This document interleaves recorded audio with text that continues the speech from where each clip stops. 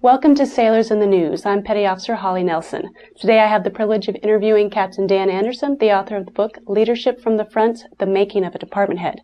Filled with lots of practical advice, this book is fast becoming a favorite among leaders in all branches of the armed forces. Now let's get to the author, Captain Anderson. Thank you for being on the show today. Thank you, Petty Officer Nelson. It's a pleasure to be here, and I'm glad to talk to you today.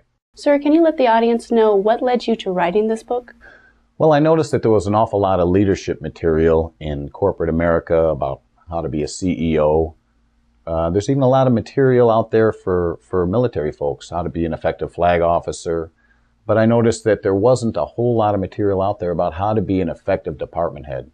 And I think being an effective department head is one of the most important roles in the Navy.